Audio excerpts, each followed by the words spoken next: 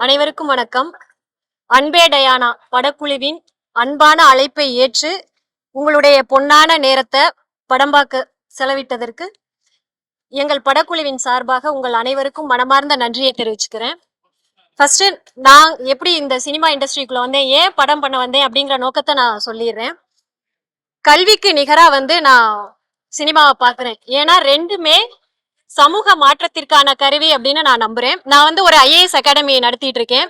எனக்கு கலெக்டர் ஆகணும், ஐஏஎஸ் ஆகணும்னு மிகப்பெரிய கனவு. ஆனா தொடர்ந்து என்னால அதுல பயணிக்க முடியல. ஆனா கூட நம்மளால முடியாட்டியும் பரவாயில்ல, நம்ம நிறைய பேரை உருவாக்கணும், என்னைய மாதிரி சாதிக்கணும்னு துடிக்கிற லட்சியத்தோட இருக்கக்கூடிய மாணவர்களுக்கு ஒரு தூண்டுதலா இருக்கணும்னு ஆசைப்பட்டு நான் ஐஏஎஸ் அகாடமி ஸ்டார்ட் பண்ணேன். எப்படி சத்யா ஐஏஎஸ் அகாடமியில பல்வேறு பின்னணியிலிருந்து வரக்கூடிய மாணவர்களை சிறந்த ஆளுமைகளா உருவாக்குறதையே நோக்கமா கொண்டு செயல்பட்டுக்கிட்டு இருக்கமோ, அதே போலதான் சிறந்த படைப்புகளையும் படைப்பாளிகளையும் உருவாக்கணுங்கிற நோக்கத்தோட நியோ கேசில் கிரியேஷன் தயாரிப்பு நிறுவனம் உருவாக்கப்பட்டிருக்கு. எப்படி மில்லியன் டாலரோட சேர்ந்து நியோ கேசில் கிரியேஷன் அப்படின்னு பாத்தீங்கன்னா, என்னோட நோக்கமும் மில்லியன் டாலர் தம்பி யுவராஜோட நோக்கமும் ஒரே மாதிரி இருந்துச்சு.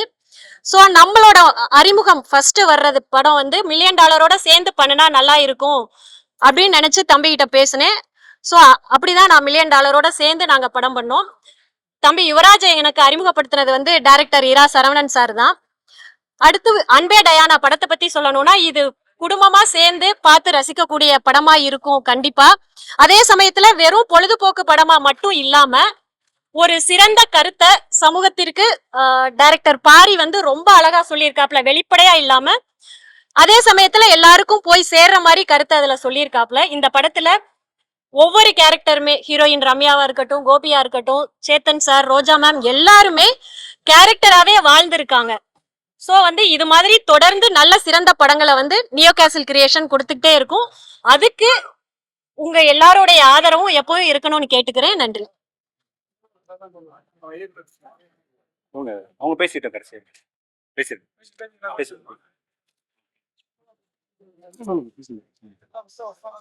அனைவருக்கும் வணக்கம். ஸோ இது அன்பே டயானா இந்த படத்துல நான் பெங்களூர் பாபா அப்படிங்கிற ஒரு கேரக்டர் பண்ணியிருக்கேன். இந்த வாய்ப்பை எனக்கு கொடுத்த அனைவருக்கும் நன்றி. அதே மாதிரி உங்களோட தான் ப்ரெஸ் அண்ட் எல்லாருமே நீங்க படம் பார்த்துருப்பீங்க. எப்படி இருந்துச்சோ கொஞ்சம் என்னோட கேரக்டர் கொஞ்சம் தூக்கி நன்றி கேட்டுக்கொள்கிறேன். இல்லை சும்மா விளையாட்டுக்கு சொன்னேன், மற்றபடி ரொம்ப படம் பார்த்துருப்பீங்க, உங்களுக்கு பிடிச்சிருக்குன்னு நம்புறோம். அது மாதிரி million dollars and Sathya ma'am எல்லாருக்குமே ரொம்ப நன்றி. என்னை நம்பி இந்த கேரக்டர் கொடுத்ததுக்கு பாரி ப்ரோவுக்கும் ரொம்ப நன்றி. எல்லாருக்கும் வணக்கம். இந்த படத்துல ஹீரோயினா மேஜிக் டயானா கொன்சால்வஸ் அப்படின்ற Anglo Indian girl from Perambur அந்த கேரக்டர் நான் பண்ணியிருக்கேன். அண்ட் இந்த ஆப்பர்ச்சுனிட்டி கொடுத்த மில்லியன் டாலர் அண்ட் நியோ கேசல் மேம்க்கும் ரொம்ப நன்றி. அண்ட் பாரி ரொம்ப அழகா இந்த படமும் எழுதியிருந்தாரு. அண்ட் என் கேரக்டரும் ரொம்ப அழகா வடிவமைச்சிருந்தாங்க. இந்த ரோல் பிளே பண்றது எனக்கு ரொம்ப ரொம்ப சந்தோஷமா இருந்தது. ப்ரெஸ் அண்ட் மீடியா எல்லாரும் படம் பார்த்துருப்பீங்க, உங்க எல்லாருக்கும் பிடிக்கும்னு நம்புறேன். உங்களோட சப்போர்ட்டை தயவு செய்து இந்த படத்துக்கு கொடுங்க. Thank you so much. எல்லாருக்கும் வணக்கம். ரொம்ப சந்தோஷமான ஈவினிங்காக இருக்குது.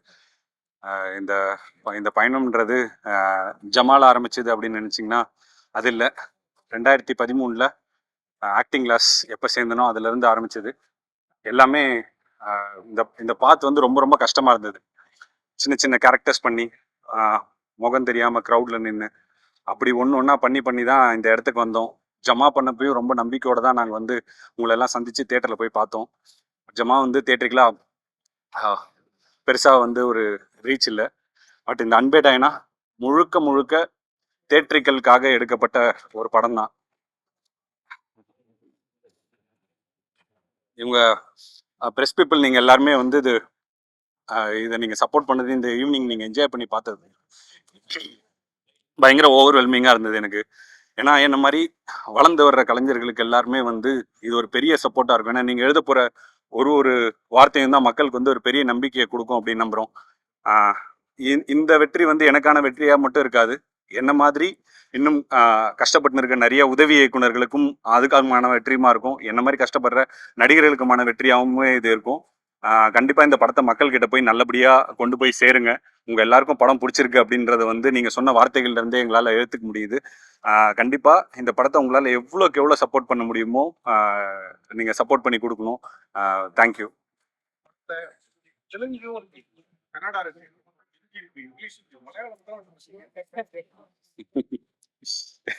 அதுக்கப்புறம் தான் யோசிச்சோம் சார். நம்ம எழுதி முடிச்சதுக்கு அப்புறம் தான் ஒரு சில விஷயங்கள் வந்து யோசிச்சோம். மலையாளமும் வச்சிருக்கலாமே அப்படிங்கிறது. பட் அடுத்து எதனா ஒன்று மலையாளத்துக்கு ஸ்பெஷலாக ஒரு படம் பண்ணிடலாம் அப்படின்றது தான் சார்.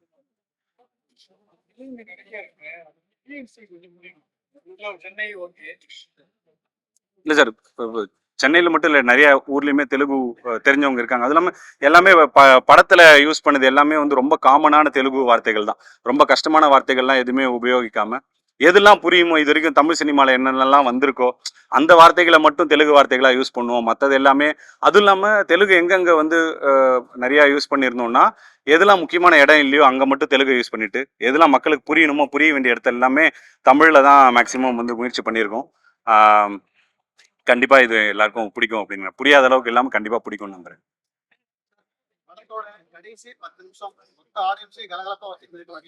தேங்க்யூ. உங்க முழு திறமையை வெளியே காட்டியிருந்தீங்க. நிறைய பேர் உங்களுக்கு பாராட்டலாம். இந்த மாதிரி ஒரு சமயம் இருக்காங்க. அதுல நடிச்சுட்டு இந்த மாதிரி ஒரு பாடுபட்ட குழந்தை நடிக்கும் போது ரொம்ப சந்தோஷமா இருந்தது. ஏன்னா முதல்ல வந்து பாரினா அந்த மூஞ்சி தெரியணும் அப்படிங்கிறதுக்காக தெரியப்பட்ட படம் இதுவாக தான் இருக்கும்னு நினைக்கிறேன். ஏன்னா ஜமா பண்ணப்பையும் பெருசா வெளியில நான் தான் அதை பண்ணேன் அப்படிங்கிறது வந்து பெருசா தெரியல. பாட்டில் ராதா பண்ணப்பையும் அப்படிதான் இருந்தது. முறையா வந்து இப்படி ஒரு ரோல் நம்மளோட நம்மளா நடிக்கிறது அப்படிங்கிறது முதல்ல ரொம்ப சந்தோஷமான விஷயமா இருந்தது. அதுவும் இல்லாமல் இந்த மாதிரி ஒரு கேரக்டர் வந்து நீங்க ஹீரோவா பண்ணா கரெக்டா இருக்கும் அப்படின்னு நம்பின $1 மில்லியன் யுவராஜ் ப்ரோக்கும் நான் இந்த டைம்ல தேங்க் பண்ணிக்கிறேன்.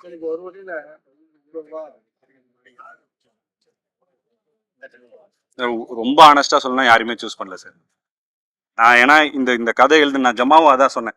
ஜமாவும் வந்து நான் வந்து ஹீரோ ஆகணும், அதாவது முக்கிய கதாபாத்திரம் ஆகணுன்றதுக்காக எழுதப்பட்டது தான் ஜமா. அதே மாதிரி இதுல வந்து இது தியேட்டரிக்கலா ஒரு படம் பண்ணணும், இது பண்ணணும் அப்படின்னு ஓடுறதுக்காக எனக்காக எழுதிக்கப்பட்டது தான் அன்பே டயானா சார். நான் இவங்களை வச்சு பண்ண அப்படின்னு நான் வந்து பொய் சொல்ல விரும்பல. ஆனஸ்டாவே இது எனக்காக பண்ணப்பட்ட கதை தான் சார்.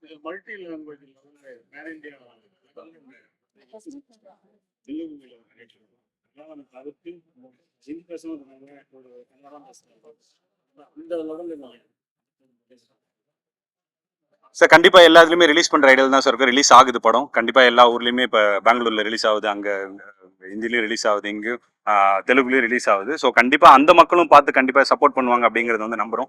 எல்லாரும் கனெக்ட் பண்ணிக்கூடிய ஒரு படமா தான் இருக்கும். லாங்குவேஜ் பேரியர் இந்த படத்துக்கு மோஸ்டா இருக்காது. நிறைய பேர் அதுக்கான கொஸ்டின் வச்சாங்க. இப்ப படம் பாத்தீங்கன்னா அதுக்கான இது வந்து தெளிவா அவங்களுக்கு வந்து புரிஞ்சிடும்.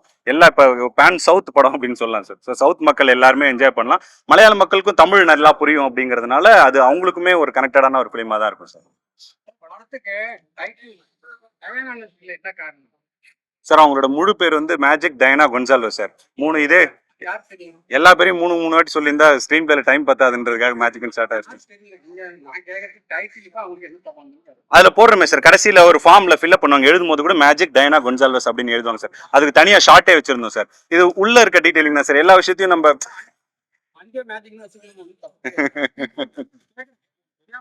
இல்ல சார், அன்பே மேஜிக்ன்றத விட அன்பே டயானா தான் கவுண்டமணி சார் சொன்ன டைலாக். அதனால டயானா தான் சார் அவங்க பேரு.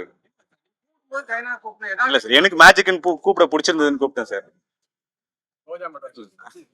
அவங்க அம்மாவை சொல்றீங்களா?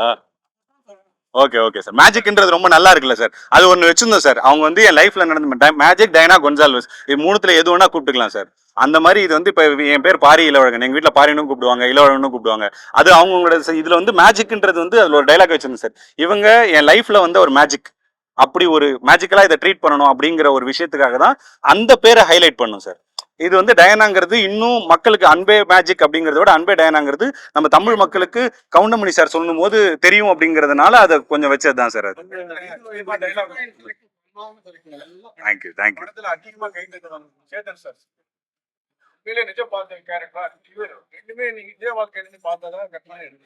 சார் நிஜ வாழ்க்கையிலேருந்து எடுத்தது தான் சார். இவர் வந்து என்னோட நண்பர் ஒருத்தர் இருக்காரு, அவர் பேருமே பாபா தான். அவரும் பெங்களூர்லேருந்து வந்தவர். அவர் கேரக்டர்லேருந்து இன்ஸ்பயர் ஆகி பண்ணது தான் இந்த கேரக்டர். அந்த பிரிண்டிங் ப்ரெஸ் வச்சிருக்கிறதும் அவர் தான். அந்த பிரிண்டிங் ப்ரெஸ் எல்லாம் நாங்கள் ஷூட்டே பண்ணோம். ஸோ எல்லாமே அது ரியல் லைஃப்லேருந்து இன்ஸ்பயர் ஆனது தான். சேத்தன் சாருமே கிட்டத்தட்ட அப்படி ரியல் லைஃப்ல இருந்து நிறைய அப்பாக்கள் அந்த மாதிரி ஜாலியான அப்பாக்கள் வந்து இருக்காங்க. அப்படி சேத்தன் சார் இன்ஸ்பயர் பண்ணது தான் சார் அது. மாட்டுவாங்கன்னு சொல்றீங்க. மாட்டினா அது ஒரு நல்ல காம்பினேஷன் தான் சார். இன்னைக்கு நிறைய பசங்க வந்து பல விஷயங்களை வெளியே சொல்ல முடியாம தவிக்கிறாங்க அப்படின்னு சொல்லுங்க. இப்ப எல்லா வீட்லயும் அம்மாக்கள் இந்த மாதிரி தான் சொல்லக்கூடாத அளவுக்கு கண்டிஷன் பண்ணி விடுறாங்க.